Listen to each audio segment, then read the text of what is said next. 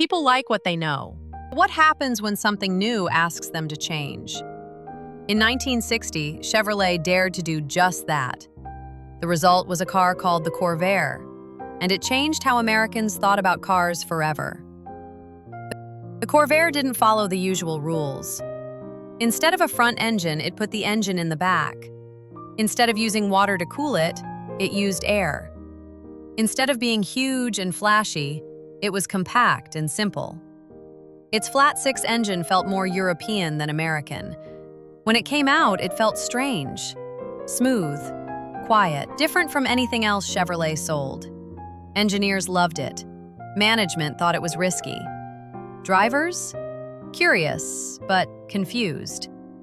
The Corvair wasn't built for speed or aggression, it was built for balance. Early Corvairs used a swing-axle rear suspension. It was common in Europe, but new to American drivers. Drive it carefully and it behaved nicely. Push it too hard and it could bite. The car needed respect. Drivers weren't used to that. Chevrolet made some choices that caused problems. They removed a front anti-roll bar to save money. Tire pressures were unusual, and many drivers ignored them. Dealers didn't always explain the car properly. People treated it like any other American car, and the car reacted differently. By the mid-1960s, the Corvair had a reputation problem. Then came Ralph Nader's book, Unsafe at Any Speed. The first chapter focused on the Corvair. The message was simple. This car was unsafe, and the company was to blame. The public believed it almost instantly. The details didn't matter. Chevrolet tried to explain. Engineers argued.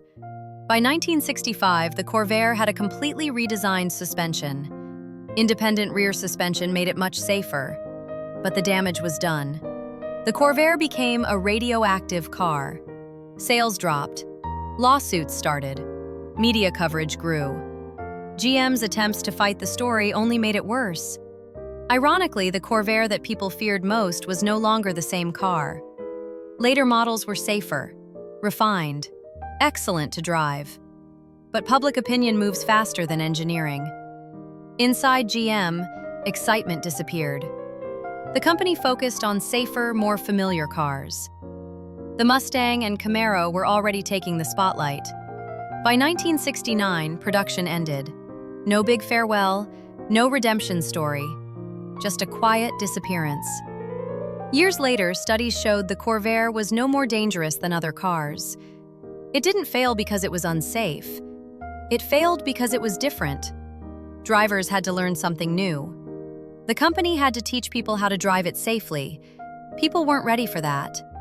Today, the Corvair is remembered imperfectly, as a cautionary tale, as a misunderstood experiment, as a reminder that new ideas can be undone by fear and misunderstanding. The Chevrolet Corvair was not a mistake. It was a warning. Thank you for watching Garage Lore TV, where steel has stories and history has horsepower.